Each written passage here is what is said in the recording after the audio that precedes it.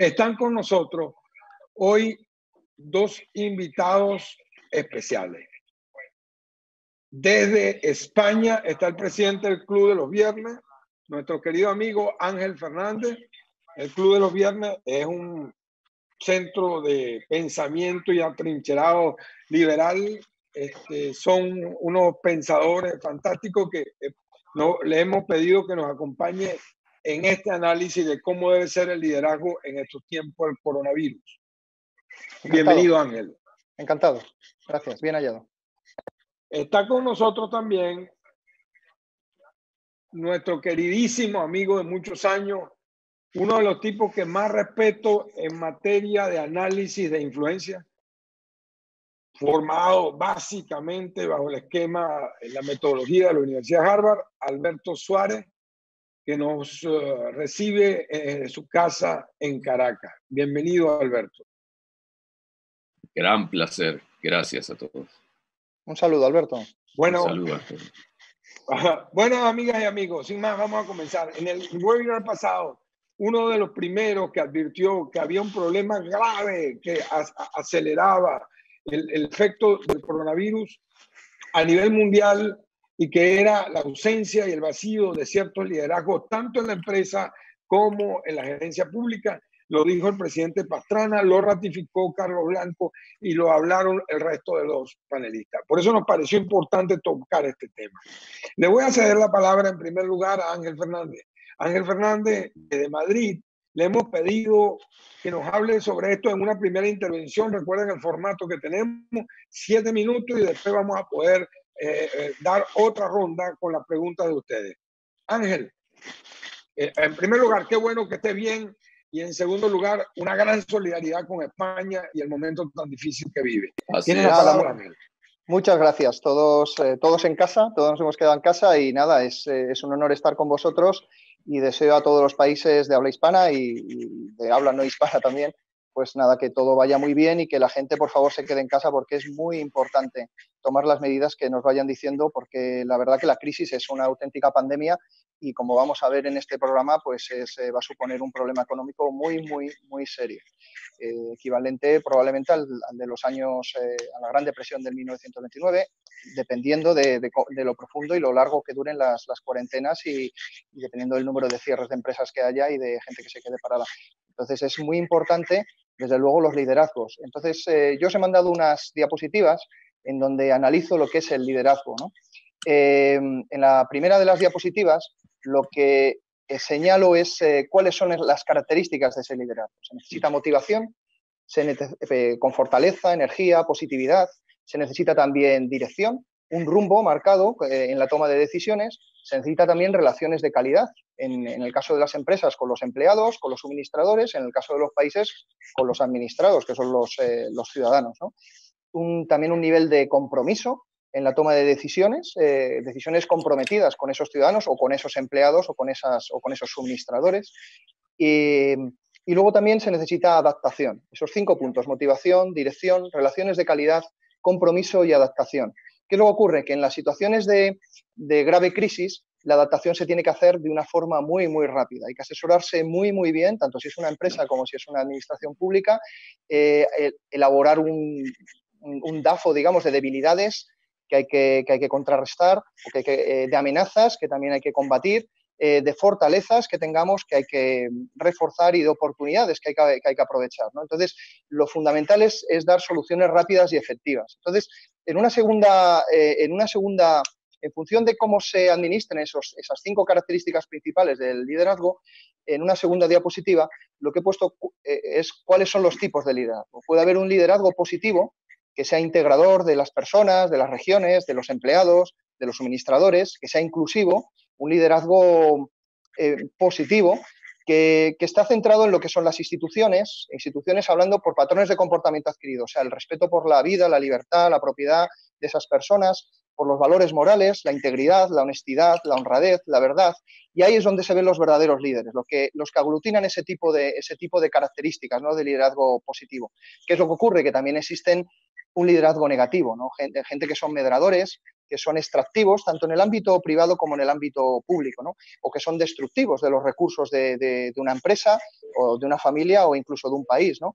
Entonces ahí es donde por encima de lo que son las vidas, las instituciones, la vida, la libertad, la propiedad, las haciendas de las personas, prevalecen las ideologías, prevalece la perversión, la psicopatía, la corrupción, el dolo, la negligencia, la mentira. Entonces, ¿qué es lo que ocurre? Que los diferentes países van a experimentar la epidemia de una forma diferente unos con otros, dependiendo del tipo de liderazgo que prevalezca en cada uno de estos países y dependiendo sobre todo de la rapidez en la toma de decisiones y que esas decisiones sean acertadas. Que evidentemente es muy fácil criticar y lo difícil es tomar esas decisiones y tener la rapidez mental como para poderse abstraer y poder tomarlas sabiendo que va a venir, que hay que tomar las decisiones muy rápidas y no equivocarse, ¿no?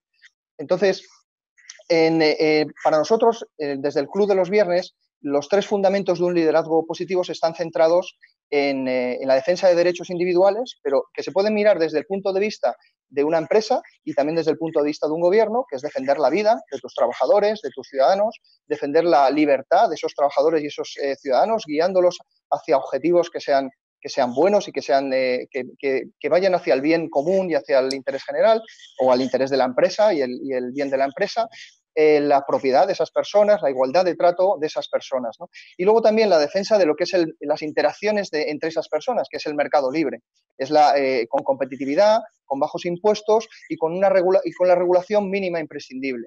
Y por otro lado, lo que es el gobierno limitado. Autolimitarse, tanto en la empresa como en un parlamento o en un gobierno, el control parlamentario, el control por parte de los accionistas, por ejemplo, en el ámbito público lo que son las elecciones transparentes, el control judicial, la libertad de elegir los ciudadanos o la no coacción, ¿no? Que se puede dar tanto en el ámbito privado como en el ámbito público, la coacción hacia los empleados o la coacción hacia los ciudadanos. Entonces, hay que jugar con todos esos factores y el verdadero líder lo que sabe es al analizar el impacto que va a tener una crisis o una determinada amenaza para la empresa o para un gobierno y lo que hace es tomar las medidas adecuadas. ¿Qué es lo que ocurre? Que cuando es una crisis con una expansión tan rápida como el coronavirus, esas decisiones hay que tomarlas muy, muy rápido porque de ello dependen la vida de muchas personas, los empleos de muchas personas y el cierre de muchas empresas. Entonces, en función de la corrección de las medidas que tomes y de la rapidez con que tomes esas medidas, pues obtienes unos resultados otros. Y eso es lo que estamos viendo en cada uno de los países. Pero desde el punto de vista del análisis social, el análisis económico, el análisis político, el análisis sociocultural, es muy interesante ver cómo dependiendo de la toma de decisiones en un país o en otro, pues se sale antes o después de esa crisis con mayores pérdidas a nivel humano, que son las más importantes, o a nivel económico, ¿no? Y ese es el planteamiento que hay que hacer inicialmente de cómo liderar en tiempos de coronavirus y cómo salir de una determinada crisis, tanto en el ámbito empresarial como en el ámbito de los países.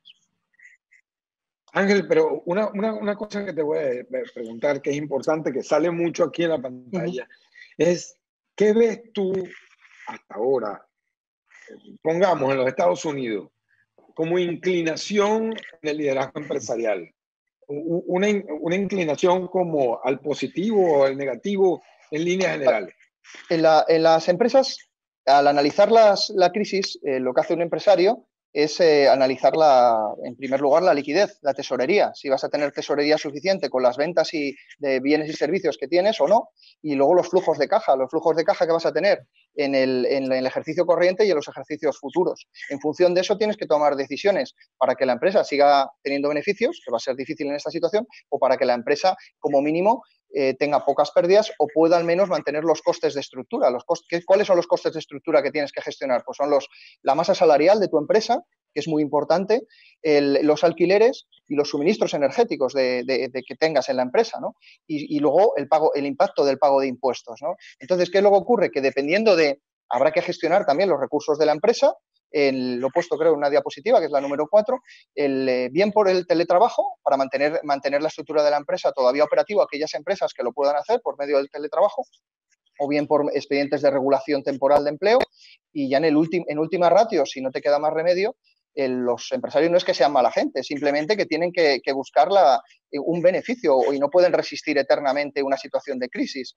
Entonces, a lo mejor dependiendo del tipo de liderazgo que ejerzan, que sea un liderazgo positivo o un liderazgo negativo, resistirán más o menos, ¿no? Habrá empresarios que que tengan empatía y que velen también por los intereses de sus trabajadores y de esas familias que tienen esos trabajadores e intenten aguantar el máximo tiempo posible, y luego los habrá con un perfil más psicopático, más perverso, con un perfil de liderazgo negativo, que son los extractivos y digamos, los destructivos, que lo que intentarán será quitárselos cuanto antes y volver a comenzar de nuevo, ¿no? Entonces, evidentemente, lo que tienen que premiar los gobiernos y la sociedad es el liderazgo positivo, el liderazgo de intentar velar por lo que es la libertad, la propiedad, la vida y las familias de esas personas, ¿no? Y eso es lo que los gobiernos tienen que intentar que prevalezca, ¿no? Que esas empresas puedan prevalecer a flote y puedan seguir operativas, porque el problema de la crisis sanitaria es que ese parón que se da y ese encerramiento de las personas en sus casas, lo que puede suponer es que haya una destrucción del tejido empresarial absoluta, ¿no? O en un porcentaje muy amplio, lo cual para luego recuperarlo pues puede llevar varios ejercicios, ¿no? Mira, Ángel, para terminar la primera parte tuya, la primera tanda, hay una pregunta que se repite mucho. Vamos a escoger a alguien que la haya hecho. Francisco Viloria recoge más o menos lo que viene insistentemente preguntando la gente. ¿Cómo crear opciones de negocio aprovechando las nuevas tecnologías en este momento? Claro, evidentemente hay unos sectores que van a ser favorecidos, ¿no? Hay sectores, el sector de hoteles o el sector por ejemplo, el sector de bares, restaurantes, esos van a salir perjudicados. Ahorita, pero hay otros que salen favorecidos y favorecidos ahora mismo en primera instancia es la venta de productos de electrónica que te permitan el teletrabajo y la venta de programas que te permitan el teletrabajo y que te permitan el establecer esa relación con tus empleados para poder mantener el negocio vivo. Que luego ocurre que no todas las empresas las empresas que tienen líneas de producción no pueden mantenerse activas totalmente si hay un parón y no les permiten trabajar un gobierno, ¿no? Entonces es una situación compleja, pero que permite posibilidades de futuro, ¿no? Y nuevas oportunidades de negocio en el sector sanitario, en el sector de fabricación de equipos de protección, en el sector de fabricación de geles alcohólicos, digamos, para poder desinfectarte, geles desinfectantes, ahí en el ámbito de la investigación también, ahí se van a despertar o están despertando una serie de sectores que van a ser los que van a liderar, digamos, un crecimiento, ¿no? Pero desde luego va a haber otros que van a sufrir una crisis bastante severa, ¿no? A mucha gente le parece increíble, pero increíble que en medio de esta crisis tan grande haya alguien que pueda sacar provecho. Y eso es parte del ejercicio del liderazgo. No sé, Ángel, si quieres algo más, redondear alguna idea más antes de pasar con Alberto. Simplemente en la economía, las relaciones del mercado, lo que hacen son las interacciones entre personas físicas y personas jurídicas, que serían las empresas, las asociaciones, las fundaciones y tal. ¿Qué luego ocurre? Que en un proceso de crisis, sobre todo si es una crisis muy profunda, hay un proceso de destrucción y de creación. Va a haber una gente que perderá. Entonces, lo que tienen que facilitar los gobiernos es que ese proceso primero, que el proceso de destrucción sea lo mínimo posible y que luego el proceso de construcción en los nuevos sectores, o los sectores que van a liderar la economía precisamente para responder a esta crisis, teletrabajo, sanidad, farmacia, química, pues, informático, en esos sectores pues que se puedan desarrollar las empresas. ¿Para eso qué necesitas en un momento de crisis? Pues que haya bajos impuestos, que haya bajo pago, que se puedan hacer una exención en el pago de impuestos y en el pago de cotizaciones a la seguridad social, que pueda haber créditos garantizados por el Estado con un pago a largo plazo, a 5 o 10 años, que permitan a las empresas poder respirar durante el periodo que dura la crisis, para poderse reponer y para poder liderar nuevos proyectos, que eso es lo complicado, ¿no? En una situación de crisis. Sí. Eso es lo que Ángel, puedo añadir. Muchísimas gracias. Vamos con Alberto Suárez desde Caracas. Muchas gracias, Ángel. De nada. Hola a todos, ¿qué tal? Tremendo placer compartir aquí la pantalla con todos. Estamos viendo una situación general que me remito ahora a la lámina 1 con esta pandemia, que es más o menos así. Yo, como la veo desde el punto de vista que desde el liderazgo y de los cambios que hay que incorporar en nuestra gente, yo la veo con bastante optimismo para lo que viene. Y hay muchos asuntos técnicos que mencionaré más adelante que creo que andan solos, ¿no? Pero lo que vemos es que en general tenemos una capacidad mejorada para responder a esta situación, a esta pandemia que nos ha tocado, desde el punto de vista de tecnología, ciencia, desde el punto de vista de la globalización, porque esto le ha tocado a todo el mundo. Diré unos cuantos lugares comunes aquí, ¿no? Pero esto le ha tocado a todo el mundo. Y es verdad, sí es verdad que todo el mundo pensando en el mismo asunto, se generan más soluciones y hay como un desarrollo de la inteligencia y la capacidad de respuesta que eh, justamente antes no la teníamos. Así que yo creo que ha aumentado nuestra capacidad, nuestra inteligencia y nuestro conocimiento sobre esto. Tenemos más información. Estaba leyendo anteayer, algunos artículos que indicaban con sorpresa cómo ha aumentado la capacidad de lectura, la lectoría de los medios digitales, tanto en cantidad como en calidad. Es decir, el tiempo que se queda la gente buscando información en los medios ha cambiado significativamente, ha sido mucho mayor en estos tiempos. Esto a mí me hace pensar, yo creo que nosotros estamos aprendiendo a manejar la sobredosis de información que tenemos en la punta de los dedos con nuestros medios. Yo sí creo que vamos para mejor en ese sentido. Creo que estamos en general aprendiendo a manejar mejor esa información. Creo que esto puede ser una muestra de ello. Los medios están disfrutando ahora de una lectoría mucho más profunda que antes en estos tiempos de la pandemia. La gente creo que ha mordido la necesidad de ir a la fuente confiable. Yo creo que eso es a mí esa noticia me hacía pensar que esto sin duda tiene que terminar en algo mejor por otras causas, pero por esta misma causa también, ¿no? En cuanto al manejo de la información, que a veces uno se vuelve loco con eso, dice, Dios mío, ¿cómo hace la gente para manejar tanto y digerir esto? Bueno, las instituciones involucradas ahora están claros, está el Estado metido en todos los países, pero las instituciones privadas con una enorme responsabilidad, pero en las comunidades y las familias yo creo que es en donde tenemos más que hacer allí y dejarles allí en esas instancias mensajes claros, ¿no? Bueno, otra cosa para terminar con esta lámina es que esta crisis es global y los cambios también lo van a hacer. Esto se ha vuelto una aldea que realmente ahora es literal, todos estamos pasando por lo mismo. Muy interesante. Es decir, que visto esto en esta lámina, es una gran oportunidad para un buen observador. Hay muchas cosas que no andan bien y a veces sufrimos mucho por esto, por la reclusión y los familiares, en fin. Pero es una oportunidad de oro para ver qué es lo que va a pasar. Así que para esto hay que estar atentos y observadores, ¿no? Ahora, si pasamos a la lámina 2, lo nuestro es sobre el liderazgo, de lo que queremos dar un vistazo y cómo creo yo agrego ahí que los retos de liderazgo de verdad, que es en donde se encierra el poder, porque yo creo que este asunto tiene que ver con la gente, los asuntos técnicos, estoy seguro de que vamos a salir victoriosos con ellos. Entonces hay un asunto que los líderes de hoy tienen que trajinar de una manera diferente, cómo llegar a la gente para escucharlos y entender ese clamor que hay allí.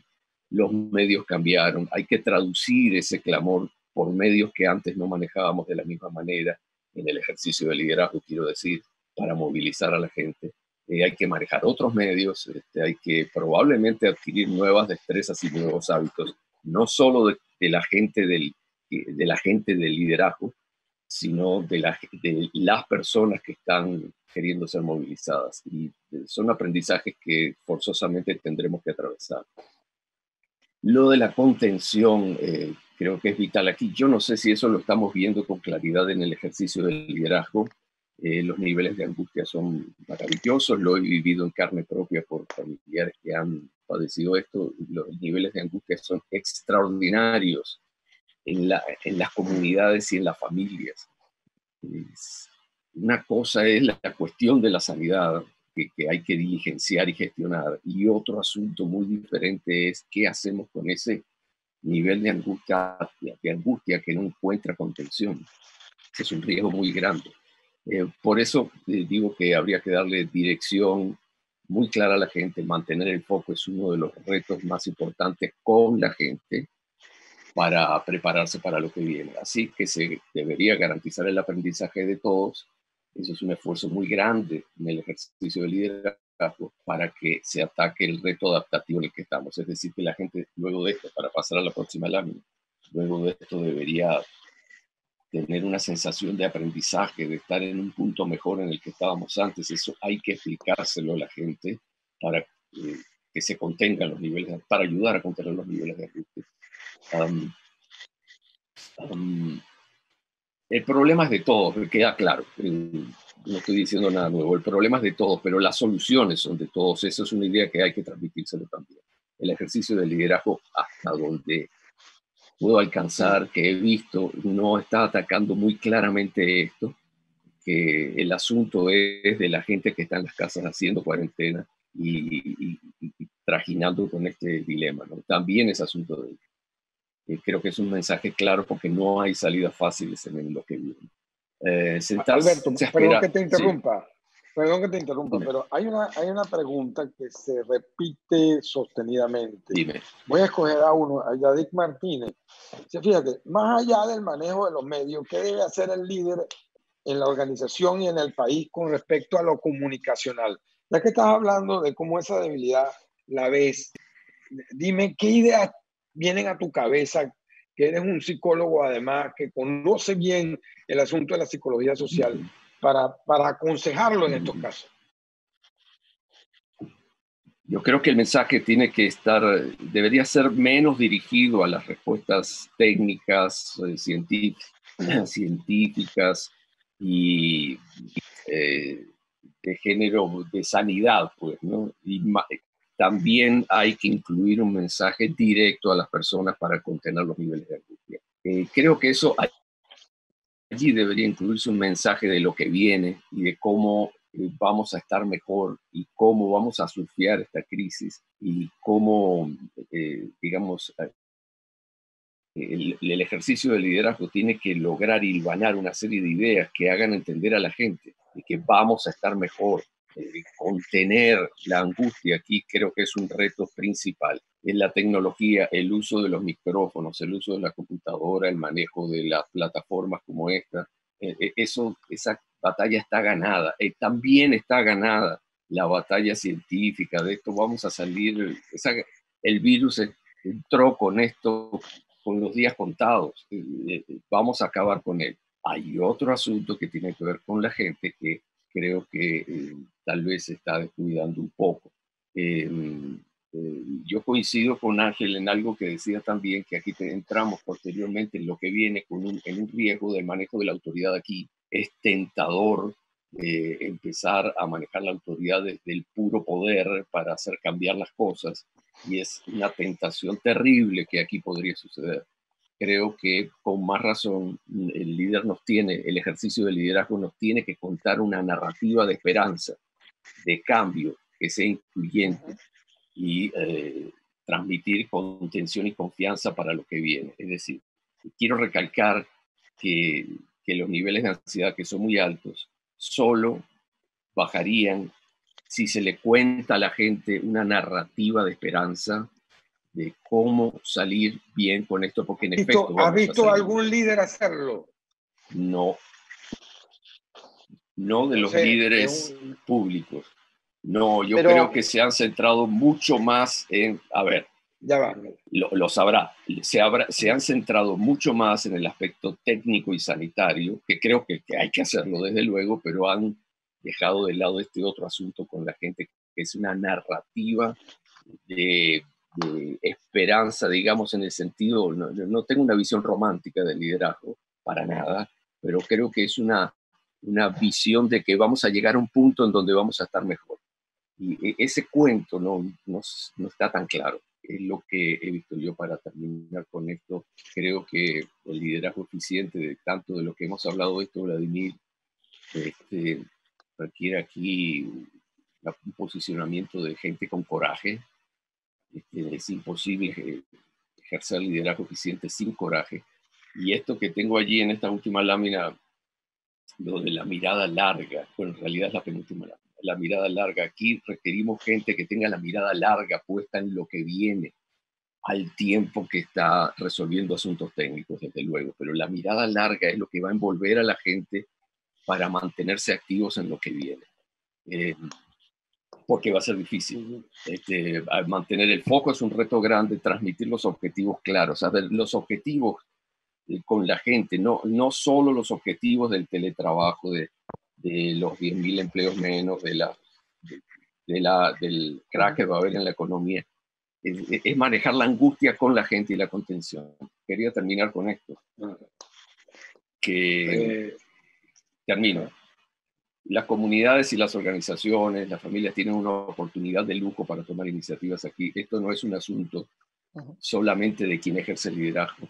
Es necesario hoy más que nunca reflexionar sobre nuestro rol aquí, en mi casa, con mi gente. Ese es un ejercicio de liderazgo importantísimo aquí, en pequeños espacios, en pequeños grupos. El liderazgo además es algo, el liderazgo eficiente es algo que ocurre cuando el líder no está ahí. Es algo que ocurre porque la gente ya aprendió y sabe qué hacer con este problemón que se nos vino encima. Muchísimas gracias, Alberto. Ángel, yo sé que querías intervenir, pero ya vas a poder intervenir en tu ronda de preguntas. Voy a arrancar por eso. Pero quería decirles algo, miren, increíble, ¿no? La maravilla de que estamos tocando un tema bastante difícil de tocar. Y sin embargo hay gente que se ha conectado ahora recientemente de Orlando, Maracay, Margarita, Panamá, Chile, Inglaterra, España, Caracas, Buenos Aires, Barcelona, Quito y Guayaquil, nuestras queridas poblaciones además abatidas recientemente, mi ciudad natal, Coro, etcétera. A todos ellos, muchísimas gracias por estar con nosotros. Voy con las preguntas, Ángel, y con algunas preguntas para que Alberto las tome en cuenta. Fíjate, Ángel, Fernando Falcón, desde Caracas, hace esta pregunta. ¿Puede el liberalismo puro hacer frente a una crisis de este tipo? La historia pareciera que dijera que no. Eso por un lado. Por otro lado, Jan Hill dice, ¿cómo el sector privado puede liderar la gestión de esta pandemia que bajo control del Estado ha sido negativa? Es decir, repíteme esta última, por favor. Jan Hill dice, ¿cómo el sector privado puede ayudar a liderar la gestión de esta pandemia que bajo el control del Estado ha sido nefasto, dice él? Yadic Martínez, pero Francisco Viloria y Yadic Martínez, ya pasé esta pregunta, ¿cuáles son los sectores más afectados, las empresas más afectadas, las pymes o las grandes empresas? Julio Graterol nos pregunta eso. Y finalmente, con respecto a esta parte de mi querido amigo Ángel Fernández, hay gente que pregunta, ¿cuidar el factor humano de la empresa es tan importante como cualquier otra? Luego, ¿cómo lograr empatía y trabajo colaborativo online? Esto nos pregunta B. Barra desde Caracas. Y si el producto no es de necesidad actual, ¿qué hago? ¿Suspendo el mercadeo? Eso lo pregunta Araúz desde Panamá. Yo quisiera darle la palabra a Ángel y que tratara de dirigirse a estas personas con la brevedad posible. Recuerden que tiene 4 minutos para eso, ¿no? Vale. Adelante, Ángel. Mira, a ver, respecto del si el liberalismo puro puede sacar a la gente de esta crisis, y respecto también de lo que comentaba Alberto, de un relato positivo, un relato que le transmita a la gente que ellos pueden salir adelante a pesar de esta crisis, ese relato lo hay. Y ese relato lo estamos viendo. Ese relato son las familias que están confinadas, cómo están buscando mecanismos para poder mantener la moral alta, cómo los vecinos están poniendo música para animar a los otros vecinos, cómo la gente está haciendo mascarillas en sus casas, cómo la gente se está animando unos a otros y cómo la gente está empezando a hacer nuevos proyectos en esos sectores que hemos comentado, ¿no? Y luego también en el ámbito de las empresas estamos viendo empresas textiles que están ayudando a hacer mascarillas. En España, Inditex y otras empresas han parado su producción de ropa convencional, digamos, y están desarrollando ropa y mascarillas para los hospitales. SEAT ha parado su producción, una empresa de motores, de fabricante, perdón, de coches y de motores, y se ha puesto a desarrollar respiradores que son muy útiles, pero no solo SEAT, sino 40 empresas, hasta 40 empresas se han puesto a desarrollar respiradores. Empresas químicas están haciendo o están cediendo sus suministros de gel hipoalcohólico, digamos, para poder desinfectarte las manos. O sea que están surgiendo esas iniciativas. Lo que tiene que llevar a la gente es decir, tenemos mucha fuerza, tenemos mucho poder. ¿Por qué? Porque en nosotros podemos solucionar los problemas que vienen de la crisis. No pasa nada porque venga una crisis. Las crisis han venido siempre y la historia de la humanidad las ha aguantado con mayor o menores problemas en función, precisamente, lo que se tiene que buscar es que el gobierno ponga los menos problemas posibles a que se pueda salir de la crisis y que ayude. ¿Cómo puede ayudar el gobierno? Haciendo, en vez de incrementar impuestos, reduciendo impuestos. En vez de mantener cotizaciones sociales, haciendo exenciones de cotizaciones sociales o haciendo exenciones de impuestos. Que esos impuestos luego los puedan pagar las empresas pues dentro de un año o dentro de 6 meses. Eso, evidentemente, eso tiene un impacto sobre las cuentas públicas que, claro, hay que evaluar y no todos los gobiernos lo pueden hacer. Lo tendrán que mirar los gobiernos, pero eso hay que mirarlo. O, por ejemplo, que se puedan hacer los pagos de las nóminas de los empleados por medio de créditos que sean garantizados por el Estado y que las empresas los puedan pagar a 5 o 10 años. Esos son soluciones que ayudan a la gente a ese liberalismo puro, que es el liberalismo de las familias, el liberalismo de las personas, es el liberalismo de las empresas, que son las interacciones. Si las interacciones sin coacción, las interacciones sin intervencionismo por parte de entidades de administraciones públicas, eso es liberalismo, a la primera pregunta, ¿no? Que nos venía desde Caracas.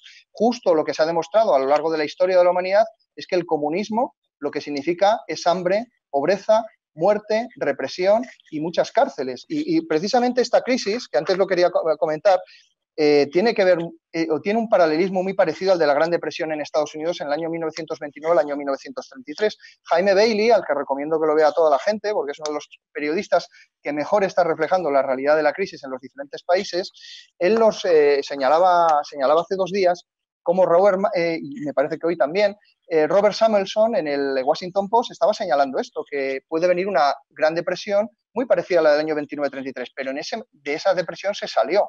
¿Y cómo se salió? Pues se salió apretando los dientes, como hacen todas las familias, y poniéndose a buscar un nuevo empleo, poniéndose a emprender de nuevo, viendo en lo que tienen que ayudar a la crisis sanitaria ahora para salir adelante. Y, por ejemplo, hay que citar también todo el liderazgo positivo que están teniendo los sanitarios, que están teniendo los policías, al menos en España, que es lo que yo conozco de cerca, que están teniendo los guardias civiles, que están teniendo los bomberos, que están teniendo la gente de limpieza, que está teniendo la gente que trabaja de cajeros en los supermercados. Eso es liderazgo. Cada una de esas personas es un líder. ¿Qué luego ocurre? Que eso tiene que ir acompañado también aguas arriba, digamos ya en lo que sería el gobierno, por líderes que también los acompañen y que tomen las medidas adecuadas para que esas empresas no cierren y para que esos empleados no pierdan sus empleos. Eso es lo complicado.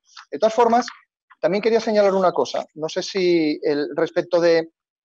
creo que ahí ya he respondido también a lo del respecto de que el sector privado ayuda a gestionar la crisis y desde luego los productos que no son esenciales, pues esas empresas tienen que reinventarse porque van a tener un parón durante sobre todo si hay un confinamiento de las personas, una cuarentena, pues esas empresas sus productos no van a tener demanda. Entonces, como ha hecho, por ejemplo, SEAT se ha puesto a construir respiradores o empresas textiles se han puesto a construir material sanitario, ¿no? Hay que saber, eso es digamos, la adaptación que necesita un líder, ¿no?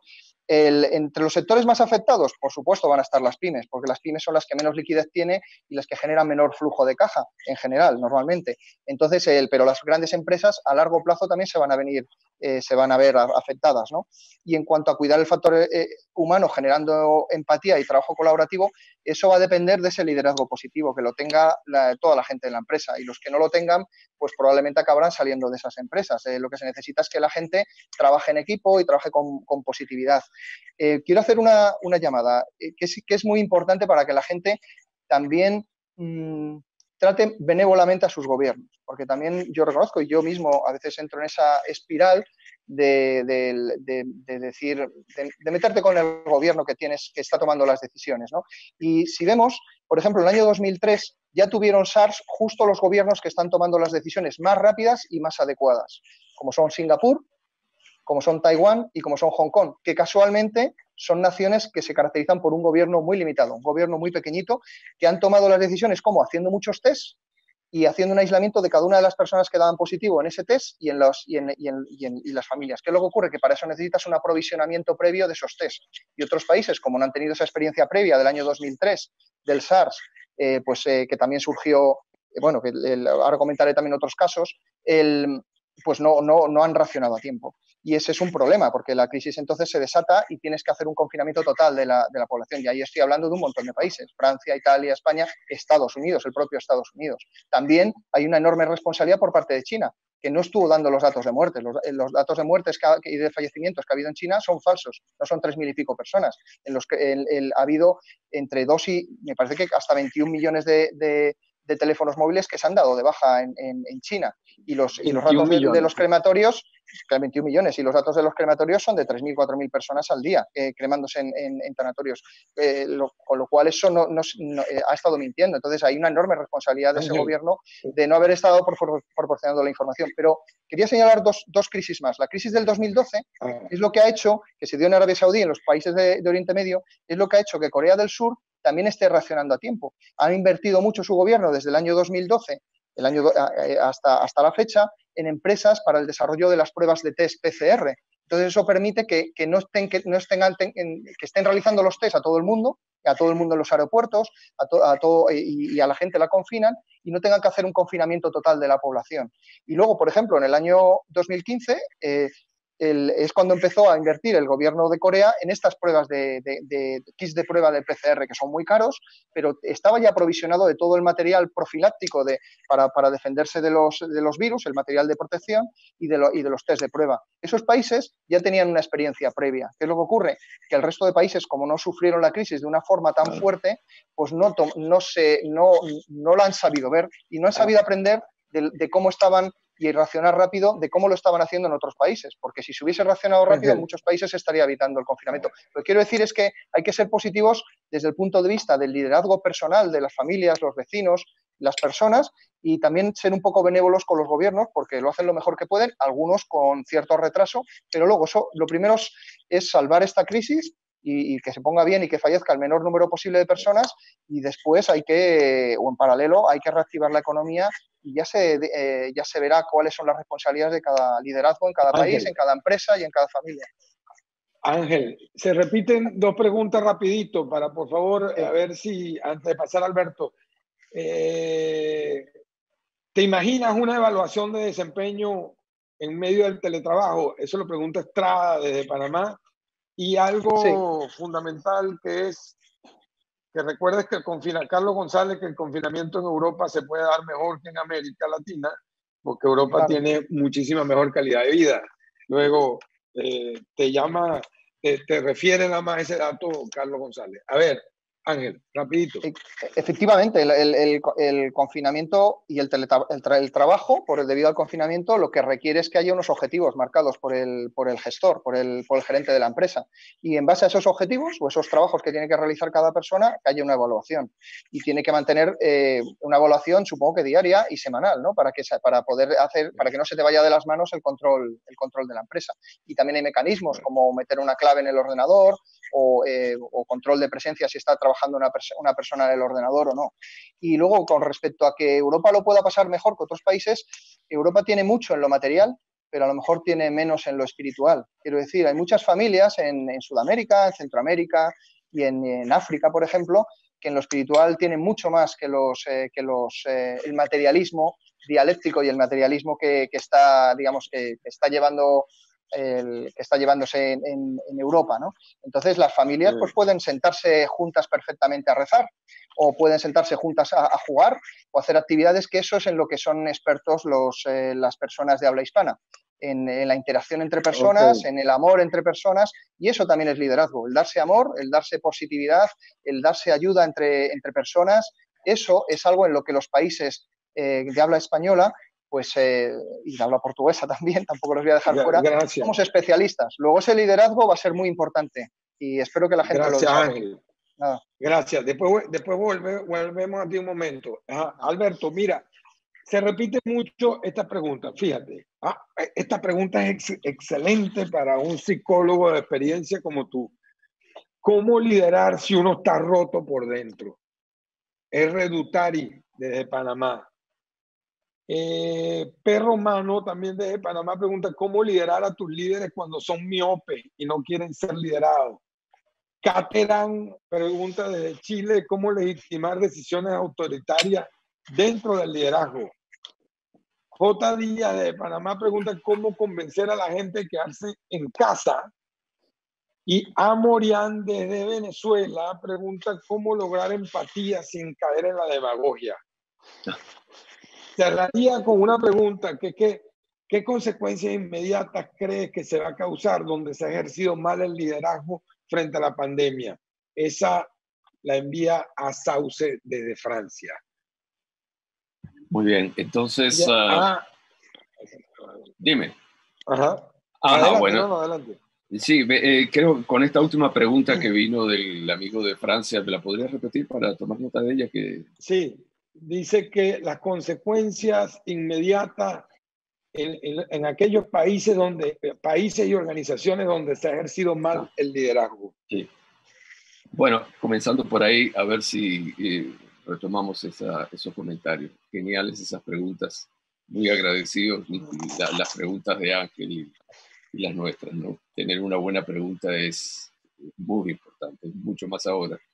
Entonces, bien, yo creo que aquí va a haber mucho reordenamiento, un poco en línea con lo que Ángel antes decía, mucho reordenamiento a nivel de, estoy hablando de las grandes sociedades y los países. Es probable que algunos salgan favorecidos, algunas sociedades favorecidas y otras no, es lo más seguro. Y se va a ver muy claro, por eso valoramos tanto el momento de oro, de estar como en esta pandemia, estar como un inmenso laboratorio donde podemos ver cosas que de otra manera jamás hubiéramos podido ver. Ahí se va a poner a prueba que el ejercicio de liderazgo requiere movilizar a la gente de ciertas maneras, contactar a la gente.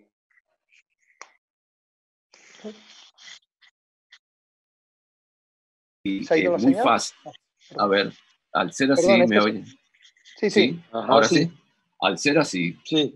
decía yo que en lo que viene se va a ver muy claramente los resultados de los ejercicios de liderazgo ineficientes. Decía yo antes también en línea con algo de lo que comentaba Ángel. Se va a ver los resultados pobres de ejercicios de liderazgo que han echado mano para resolver esta crisis, han echado mano solo de los asuntos técnicos o de la autoridad porque no encontraban otra manera para movilizar a la gente. Así que, claro, nos encontramos, es verdad, con gente que tiene poder y moviliza a la gente con lo que mejor sabe hacer. Y la única, en algunas ocasiones, la única manera que consiguen para movilizar a la gente es el poder, la presión, la coacción, la coerción, el chantaje, la dilación, el vilipendio. Bueno, habrá de eso, pero yo creo que va a quedar muy en evidencia esto. Creo que va a ser incluso en sí mismo un aprendizaje para todos. Recordemos que todos estamos en lo mismo ahora. Y desde mi humilde perspectiva, yo estoy convencido de que la línea de progreso en el mundo entero seguirá siendo positiva. Es improbable que vayamos hacia atrás en esto. Creo que no veo posible un escenario en donde cuando salgamos de esto estemos peor que antes. No veo posible eso. Creo que habrá grupos sociales y países que van a salir tal vez más golpeados y que al mismo tiempo vamos a encontrar maneras de equilibrar, ayudar globalmente hablando. Aún así en esos escenarios. En, hay una pregunta interesantísima allí que dice cómo liderar cómo liderar a tus líderes, que más o menos así era, ¿no? Cuando esos líderes son miopes, ¿qué hacer para cambiarlos? ¿Qué hacer con los líderes miopes? Nuevamente, recalcamos la imperiosa necesidad de transmitir la idea de que el ejercicio del liderazgo no es solo un asunto de alguien que está en la cima de la estructura, alguien que es el que tiene la jefatura para tomar decisiones. Es un asunto de todos y en efecto, bien sabemos que se puede ejercer liderazgo sin tener la autoridad formal, proponiendo los cambios con la narrativa adecuada y movilizando a la gente. Así que es verdad que hay, como se dice, como mencionaban allí, líderes miopes. Desde luego, también yo tengo miopía para muchas cosas. El asunto es qué hacemos nosotros frente a ese tipo de líderes, porque si el líder miope utiliza la manipulación o autoridad pura, formal, empujar a la gente, si sigue haciendo eso, si los líderes miopes siguen haciendo lo que hacen, es porque les funciona. Y si les funciona es porque hay un grupo social que se deja. Así que la gente tiene mucho que decir aquí. Por eso insistía tanto en aterrizar las ideas de liderazgo en las comunidades y en las familias, como también Ángel mencionaba antes que hemos visto suceder con la gente apoyando voluntariamente.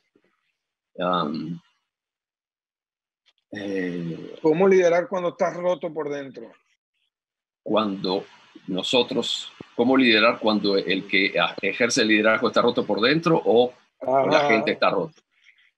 Ambos, pero uno primero, pues. Sí, bueno.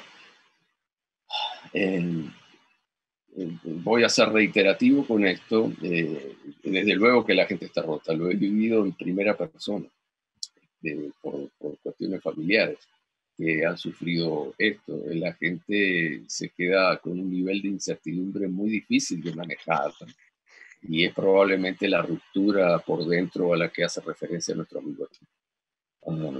Por eso insisto tanto que el verdadero, una fuente de poder impostergable para el ejercicio del liderazgo es escuchar y aumentar nuestros niveles de empatía con la gente. Ahora, cómo escuchar y entender ese clamor con medios que no son los tradicionales es algo que también tenemos que aprender. Pero tenemos que dar respuesta a esto. Aquí hay gente ejerciendo liderazgo que es responsable por atender y dar respuesta a estas cosas. Precisamente, si no estuviéramos rotos de alguna manera en alguna parte, no habría necesidad de cambiar nada.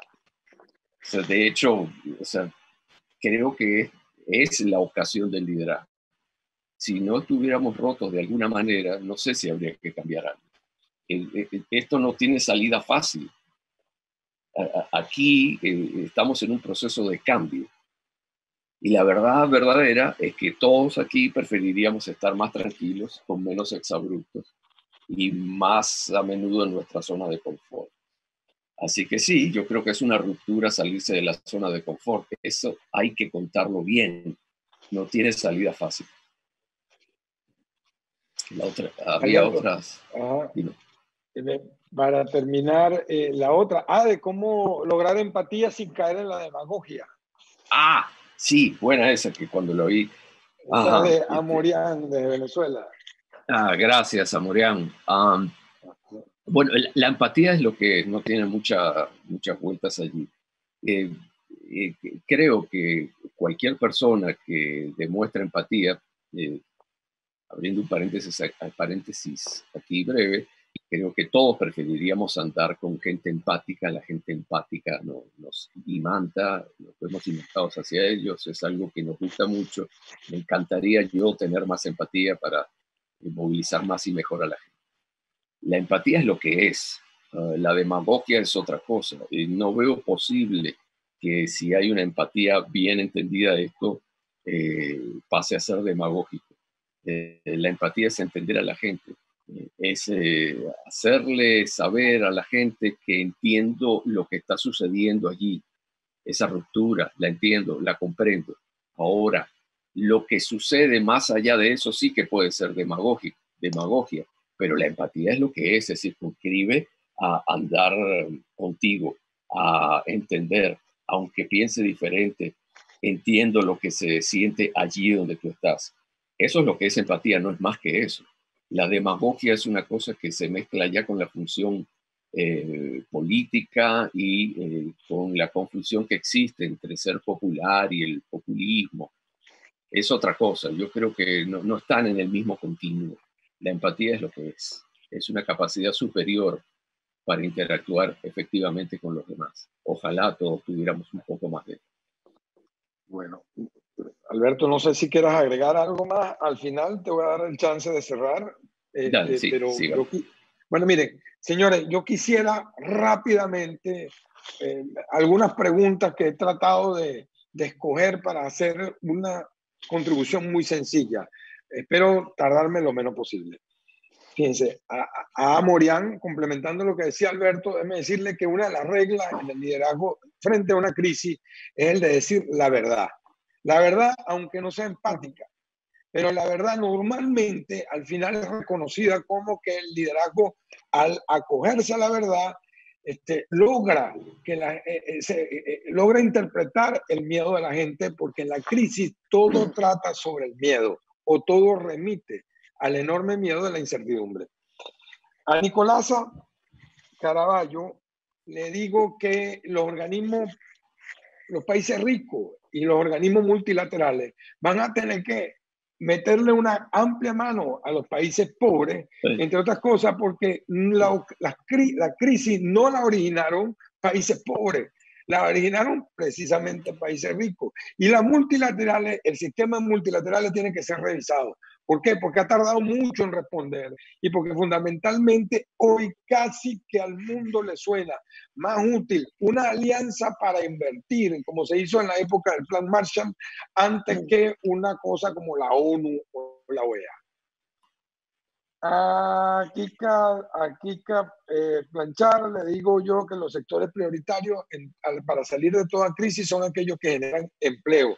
Por eso es que se dice que las crisis se puede llegar de muchas maneras, pero keynesianamente a veces en las primeras de cambio, al menos en el corto plazo, hay que atender a los sectores que generan y explotan el empleo. A Vincenzo Fasco le digo que efectivamente esto es todo un llamado al liderazgo más espiritual, a un liderazgo más consolidado. La ausencia de la creencia en Dios en todo esto es tremendo, y cuando la incertidumbre es casi que plena, normalmente lo que ayuda y nutre al ser humano es creer en algo. Yo, además de creer en Dios, creo en las posibilidades de este mundo, y les digo, para mí mi mayor problema en el ejercicio del liderazgo que he visto es que algunos gerencian la crisis como que ya después de esto se acabó el mundo, y otros están tratando de liderarla para demostrarle al mundo que lo que hace falta es reinventarse, que hay lecciones importantes, que la tierra, como dice Ivonne Petit desde Caracas, la tierra ha hablado y que casi que ha dicho que tiene que ser escuchada, y que también el hombre está compelido por la historia que está viviendo. F. Payares de Venezuela me pregunta de cómo asumir esto. Yo le digo, el que asuma esto como gerencia, como un asunto frente al cual hay una receta, está equivocado. Esto no ha pasado nunca antes en la historia de la humanidad. El tamaño y las condiciones de la influencia española de 1918 son muy diferentes al de ahora. Y las expectativas que hay sobre la industria farmacéutica y los gobiernos y las empresas son muy diferentes a las de ahora. Ahora hay empresas socialmente responsables que no actúan socialmente responsables, pero que en hipótesis lo son. ¿Cómo actuar frente a esto? Con un reto de adaptación. Hay un cambio necesario después de esto. Gerenciar para salir de esto sin más no es posible. Después de esto hay que reinventarse. La necesidad de preparar planes de contingencia por crisis, como lo dice Hugo Bravo desde Caracas, es una señal de que hay cambios que llegaron para no olvidarse nunca. Aquí todo el mundo va a tener que precaver gerencia de crisis en un momento determinado, que más que gerencia de crisis es liderazgo de crisis. El surgimiento del liderazgo ciudadano, como lo dice Gianpaolo y Granado. ¿En qué área liderar? En el área de ciudadano. Fíjense, algo importante, los gobiernos aquí han sido sumamente, los que han actuado de forma más rápida han sido sumamente estatistas. El grupo de voluntariado y el grupo de liderazgo ciudadano ha sido casi que echado a un lado. Eso es algo que es un sector en el cual hace falta no solamente liderar, sino capacitar y desarrollar grandes habilidades e instrumentos. ¿Cómo liderar si nadie quiere ser liderado? Pregunta R. Palmera. ¿Y cómo liderar en este tiempo de crisis? Pregunta Zambrano, Ecuador. Mientras las crisis son mayores, lo que se exige del liderazgo que es dirección, una visión hacia dónde ir, protección, es decir, cobijo ante los enemigos comunes, orden, es decir, que las conductas se ajusten a la ley o a las normas, y lo distinto a lo actual puede tener formas diferentes de ser llevado a cabo.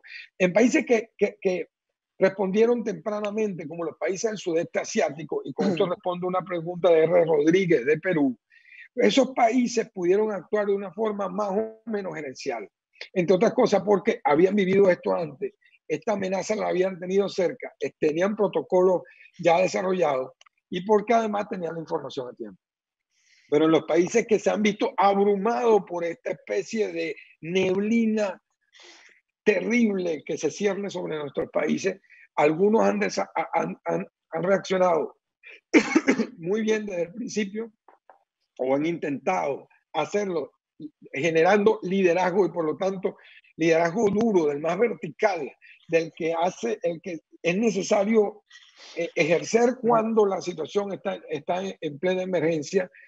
Y hay otros que han buscado resolverlo como algunas líneas aéreas latinoamericanas cuando los vuelos no van a salir y no lo quieren decir, entonces los tipos se esconden, los voceros. Más o menos así ha pasado. Donde la transparencia ha sido la norma, perdón, en los números, etcétera, eso ha sido importante tomarlo en cuenta como una reacción. Le voy a poner dos ejemplos claros. El presidente Macron en la primera de cambio como que no creyó la magnitud de la crisis. De verdad me pareció errático. En la segunda de cambio, cuando cae en cuenta de la importancia de la crisis, reacciona ejerciendo un liderazgo vertical importante sobre Francia, que yo creo que lo va a catapultar en la historia, entre otras cosas, por el discurso fabuloso con el cual inició su segunda fase.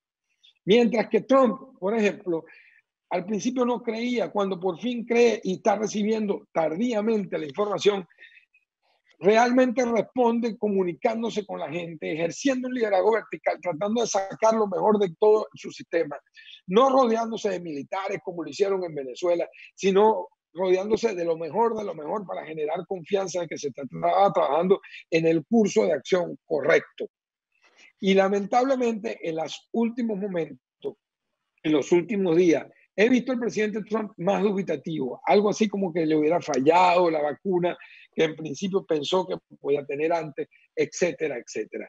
Así que mientras más emergencia hay, más liderazgo vertical se necesita.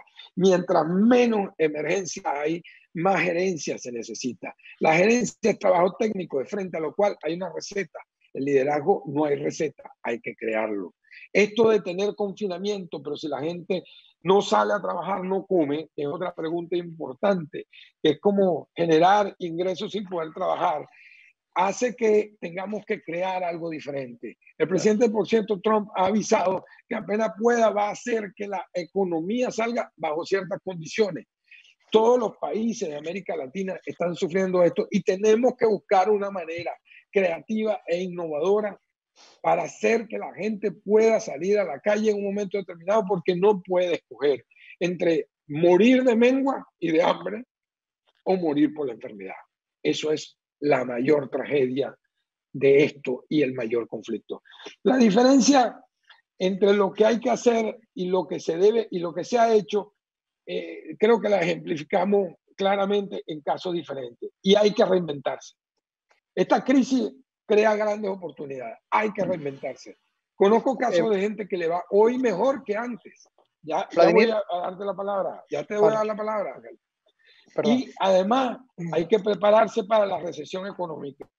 Fíjense, un setup importante, las farmacéuticas, los retailers de moda, de coches a respiradores, la gente que se encarga de las emergencias de su rutina, los hoteles, el turismo en algún momento tiene que reactivarse, los delivery, la potencial recuperación turística, más producción de alcohol que de bebidas alcohólicas, las certificaciones de productos hechos fuera de coronavirus o libres de coronavirus, la responsabilidad social empresarial para cerrar desigualdades, el control nuclear ya no es tan necesario como ahora va a ser el control biológico y la educación va a ser primordial. Hay grandes oportunidades de negocio, pero la mayor es tener clara la necesidad de adaptarnos todos a un tiempo muy distinto al que hemos visto.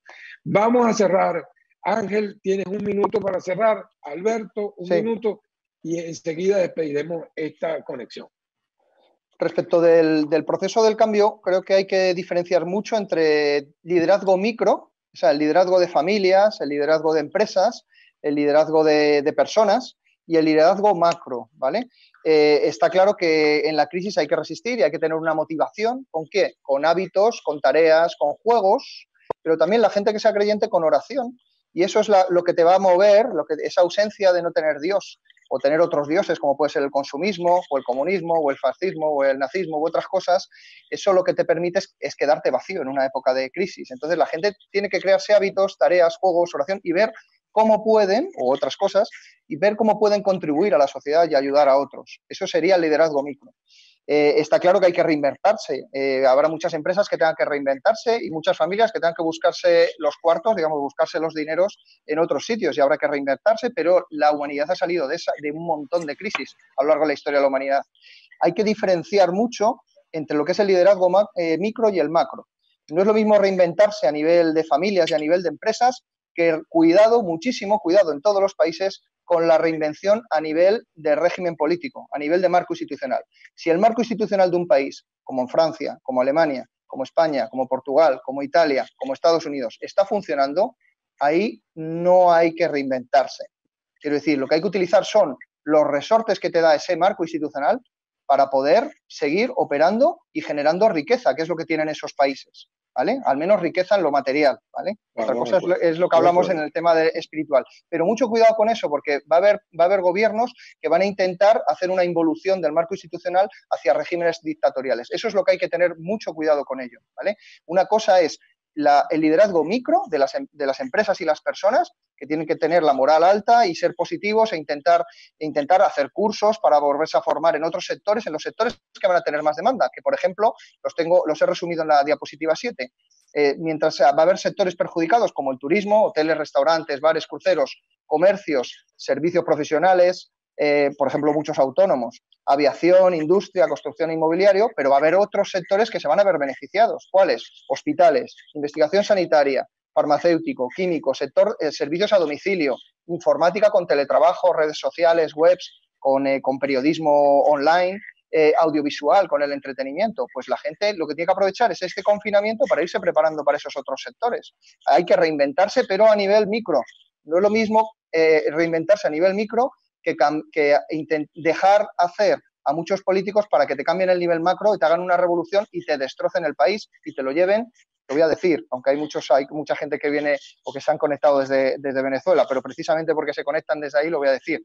Mucho cuidado con los regímenes comunistas, porque eso sí que han demostrado a lo largo de la historia de la humanidad que hay imposibilidad de cálculo económico en ellos y lo que generan es pobreza, hambre, miseria y muchos problemas a la sociedad. Ahí sí que quizás hay que hacer una reinvención a nivel macro, digamos, de marco institucional. Lo que pasa es que esos regímenes normalmente suelen derivar en dictaduras, o son dictaduras, y ahí es muy difícil cambiar, ¿no?